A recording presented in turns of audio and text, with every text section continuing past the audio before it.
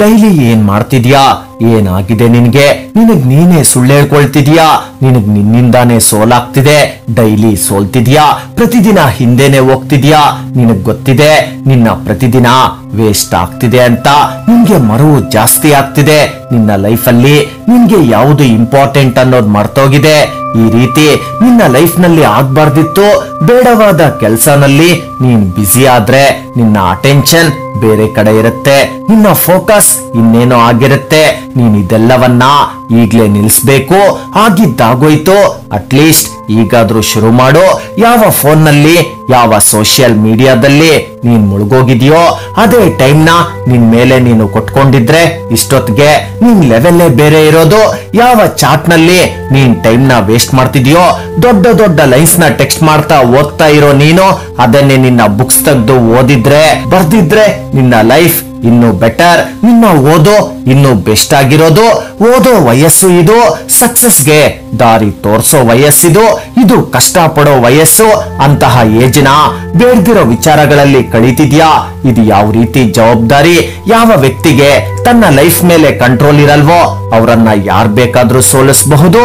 ಬೇರೆಯವ್ರು ಬಿಡಿ, ತಾನೇ ಕೆಳಗ್ ಬಿದ್ದೋಗ್ತಾನೆ. ನೀನ್ ಬೇಕಾದ್ರೆ ಇವೆಲ್ಲವನ್ನ ಕಂಟ್ರೋಲ್ ಮಾಡಬಹುದು. ನಿನ್ನನ್ನ ನೀನು ಬದಲಾಯಿಸ್ಕೊಳ್ಬಹುದು. ನೀನ್ ಬೇಕಾದ್ರೆ ಎಲ್ಲರನ್ನ ಹಿಂದೆ ಹಾಕಿ ನೀನ್ ಮುಂದೆ ಹೋಗ್ಬಹುದು. ನೀನ್ ಬೇಕಾದ್ರೆ ಪಡ್ಕೊಳ್ಬಹುದು ಯಾವುದನ್ನ ಆಸೆ ಪಡ್ತಿದ್ಯೋ ಅದನ್ನ. ಆದ್ರೆ ಇದೆಲ್ಲವನ್ನ ಪಡ್ಕೊಳ್ಳೋಕೆ ನಿನ್ನನ್ನ ನೀನು ಬದಲಾಯಿಸ್ಕೊಳ್ಬೇಕು. ಅದಕ್ಕೆ ನೀನ್ ನಿಜವಾಗ್ಲೂ ತಯಾರಾಗಿದ್ಯಾ?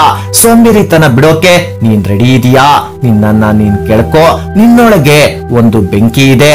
ಅದು ನೀನ್ ಇಷ್ಟ ಪಡೋದನ್ನ ಪಡ್ಕೊಳ್ಳೋ ಹಾಗೆ ಮಾಡೋ ಶಕ್ತಿ ಆ ಬೆಂಕಿಗೆ ಇದೆ. ಆದ್ರೆ ನೀನ್ ಅದನ್ನ ಮರ್ತು ಬದುಕ್ತಿದ್ಯಾ. ಆ ಬೆಂಕಿ ಉರಿಯೋದು ನೀನ್ ಸ್ಟ್ರಾಂಗ್ ಆಗಿದ್ರೆ ಮಾತ್ರ, ನಿನ್ ಮೇಲೆ ನಿನ್ಗೆ ಕಂಟ್ರೋಲ್ ಇದ್ರೆ ಮಾತ್ರ. ನಿನ್ಗೆ ಗೊತ್ತಿಲ್ದೆ ಪ್ರತಿದಿನ ಹೇಗ್ ವೇಸ್ಟ್ ಆಗ್ತಿದೆ ಅಂತ ನಿನ್ಗೆ ಗೊತ್ತಾಗ್ತಿಲ್ಲ. ನೀನ್ ಮಾಡ್ಬೇಕಾಗಿರೋ ಕೆಲ್ಸನ ಹೇಗ್ ಮರ್ತೋಗಿದ್ಯಾ? ನಿನ್ ಬಗ್ಗೆ ನೀನ್ ಯೋಚ್ಸು. ಈಗಿರೋ ಇದೇ ಪರಿಸ್ಥಿತಿ ಮುಂದೆ ಬರ್ದ್ರೆ ಏನ್ ಮಾಡ್ತೀಯಾ? ಈಗ ನೀನ್ ಸೀರಿಯಸ್ ಆಗಿಲ್ಲ ಅಂದ್ರೆ ಹೇಗೆ? ಮತ್ಯಾವಾಗ? ಇದು ನೀನು ಯೋಚಿಸ್ಬೇಕಾಗಿರೋ ಟೈಮ್ ಅಂಡ್ ಸಿಚುವೇಶನ್. ನೀನ್ ನಿನ್ನ ಪರಿಸ್ಥಿತಿನ ನಿನ್ನನ್ನ ನೀನು ಬದಲಾಯಿಸ್ಕೊಳ್ಬೇಕು ಅನ್ಕೊಂಡಿದ್ರೆ ಇದೇ ಬೆಸ್ಟ್ ಟೈಮ್. ಟೈಮ್ ಆಗೋದ್ಮೇಲೆ ಯೋಚಿಸೋಕ್ಕಿಂತ ಈಗ ಟೈಮ್ ಇದೆ. ಈಗ್ಲೇ ಯೋಚಿಸಿ ಸರಿಯಾದ ನಿರ್ಧಾರ ತಗೋ. ಒಬ್ಬ ಸ್ಟೂಡೆಂಟ್ ರಾತ್ರಿ ಎಲ್ಲ ಅಳುತ್ತಿದ್ದ. ಯಾವಾಗ್ಲೂ ತನ್ನ ಕನಸಿನ ಬಗ್ಗೆ ಯೋಚಿಸ್ತಿದ್ದ. ನಾನ್ ನನ್ನ ಲೈಫಲ್ಲಿ ದೊಡ್ಡದಾಗಿ ಏನಾದ್ರೂ ಮಾಡ್ತೀನಾ ಅನ್ನೋ ಪ್ರಶ್ನೆ ಯಾವಾಗ್ಲೂ ಆತನನ್ನ ಕಾಡ್ತಿತ್ತು. ಯಾಕಂದ್ರೆ ಮನೆಯಲ್ಲಿ ಬಡತನ, ಅಪ್ಪ ಅಮ್ಮನ ಕಷ್ಟ ನೋಡಿದಾಗ ಈ ಮಿಡ್ಲ್ ಕ್ಲಾಸ್ ಸ್ಟೂಡೆಂಟ್ ನಲ್ಲಿ ಬರೋ ಕಾಮನ್ ಕ್ವಶನ್ ಇದೆ. ಈ ಮಿಡ್ಲ್ ಕ್ಲಾಸ್ ಲೈಫ್, ಈ ಬಡತನ ಒಬ್ಬ ಸ್ಟೂಡೆಂಟ್ಗೆ ತನ್ನ ಹೆಗಲ ಮೇಲಿರೋ ಬ್ಯಾಗ್ ಕೇವಲ ಬ್ಯಾಗ್ ಆಗಿರಲ್ಲ, ಕನಸುಗಳ ಮೂಟೆ, ಮನೆ, ಅಪ್ಪ ಅಮ್ಮನ ಜವಾಬ್ದಾರಿ. ಈ ಬಡತನ ಅನ್ನೋದು ಕೆಲವರಿಗೆ ಶಾಪವಾದ್ರೆ ಮತ್ತೆ ಕೆಲವರಿಗೆ ಸಾಧಿಸಲೇಬೇಕು ಅನ್ನೋ ಛಲ ಹುಟ್ಟಿಸುತ್ತೆ. ಜೀವನಕ್ಕೆ ಸರಿಯಾದ ದಾರಿ ಗುರಿಯನ್ನ ಸೆಟ್ ಮಾಡುತ್ತೆ. ನಿನ್ಗೆ ನಿನ್ನ ಓದು ಅಸಂಭವ ಅನ್ನಿಸ್ತಿದ್ಯಾ? ನನ್ ಜೊತೆಗಿರೋ ಫ್ರೆಂಡ್ಸ್ ಜಾಸ್ತಿ ಮಾರ್ಕ್ಸ್ ತೆಗಿತಿದ್ದಾರೆ, ನನ್ ಕೈಯಲ್ಲಿ ಆಗ್ತಿಲ್ಲ ಅನ್ನಿಸ್ತಿದ್ಯಾ? ಓದಿದ್ದು ನೆನ್ಪಿಲ್ಲ, ಈಗೆಲ್ಲ ನಿನ್ ಮನ್ಸಲ್ಲಿ ಬರಬಾರ್ದು.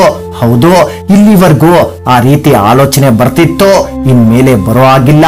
ಯಾಕಂದ್ರೆ ಇನ್ಮೇಲೆ ನೀನ್ ನಂಬೋದು ಬೇರೆಯವ್ರನ್ನಲ್ಲ, ನೀನ್ ನಂಬೇಕಾಗಿರೋದು ಕೇವಲ ನಿನ್ನನ್ನ. ಇಷ್ಟು ದಿನ ಆಗಿದ್ದಾಗೋಯ್ತು, ಇನ್ಮೇಲೆ ಅದೇ ತಪ್ಪು ಮಾಡೋ ಆಗಿಲ್ಲ.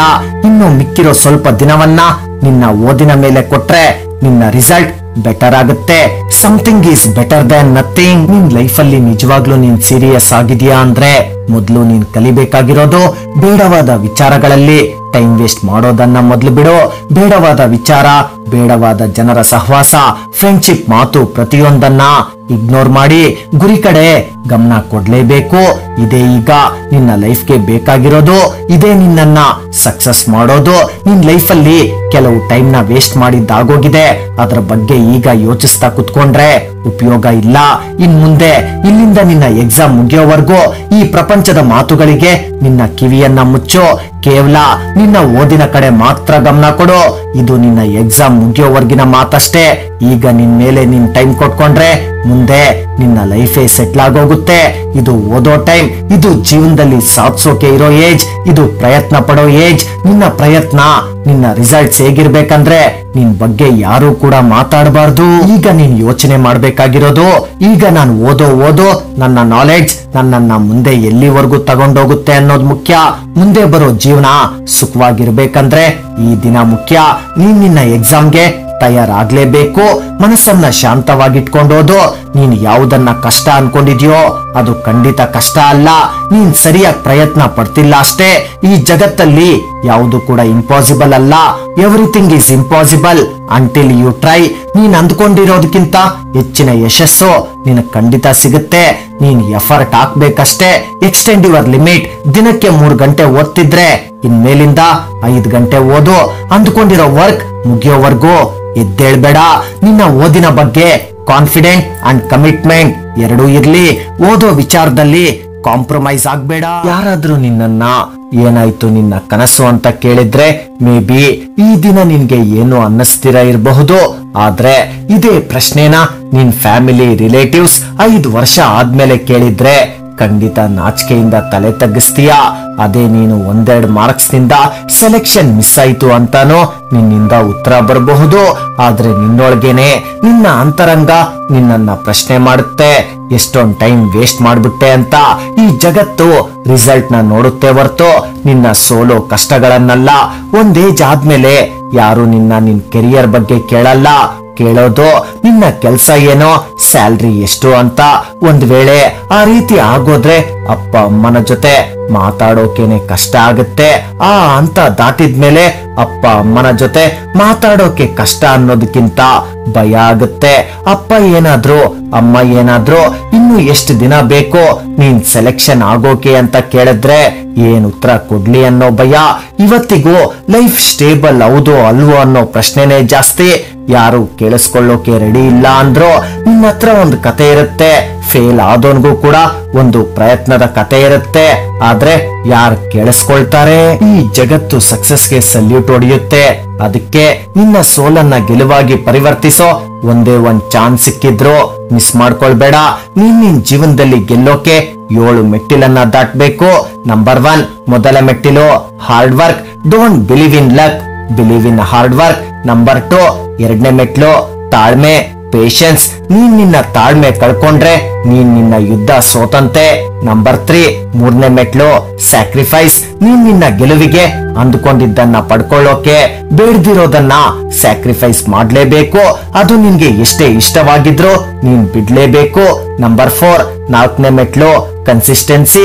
ನೀನ್ ನಿನ್ನ ಓದಲ್ಲಿ ಕನ್ಸಿಸ್ಟೆಂಟ್ ಆಗಿದ್ರೆ ಮಾತ್ರನೇ ಒಬ್ಬ ಆವರೇಜ್ ಸ್ಟೂಡೆಂಟ್ ಎಕ್ಸಲೆಂಟ್ ಸ್ಟೂಡೆಂಟ್ ಆಗೋದು. ನಂಬರ್ 5 ಐದನೇ ಮೆಟ್ಲು ಡಿಸಿಪ್ಲಿನ್. ಈ ಮೋಟಿವೇಶನ್ ಅನ್ನೋದು ನಿನ್ನನ್ನ ಮುಂದಕ್ಕೆ ಕರ್ಕೊಂಡೋಗಬಹುದು, ಆದ್ರೆ ಡಿಸಿಪ್ಲಿನ್ ಅನ್ನೋದು ನಿನ್ನನ್ನ ಎತ್ತರಕ್ಕೆ ಕರ್ಕೊಂಡೋಗುತ್ತೆ. ನಂಬರ್ 6 ಆರನೇ ಮೆಟ್ಲು ಕಾನ್ಫಿಡೆನ್ಸ್. ಸೆಲ್ಫ್ ಕಾನ್ಫಿಡೆನ್ಸ್ ಅಂದ್ರೆ ಬೇರೆಯವರು ನನ್ನನ್ನ ಇಷ್ಟ ಪಡೋದಲ್ಲ. ಸೆಲ್ಫ್ ಕಾನ್ಫಿಡೆನ್ಸ್ ಅಂದ್ರೆ ಬೇರೆಯವರು ನನ್ನನ್ನ ಇಷ್ಟ ಪಡ್ಲಿ ಬಿಡ್ಲಿ, I am fine, I am okay with it ಅನ್ನೋದು. ನಂಬರ್ 7 ಏಳನೇ ಮೆಟ್ಲು ಪಾಸಿಟಿವ್ ಆಟಿಟ್ಯೂಡ್. ಈ ಪಾಸಿಟಿವ್ ಆಟಿಟ್ಯೂಡ್ ನಿನ್ನ ಎಲ್ಲಾ ಪ್ರಾಬ್ಲಮ್ಸ್ ನ ಸಾಲ್ವ್ ಮಾಡದಿರೇ ಇರಬಹುದು, ಆದ್ರೆ ಯಾರ ಬೆಲೆ ಏನು ಅಂತ ನಿನ್ಗೆ ಅರ್ಥ ಮಾಡಿಸುತ್ತೆ.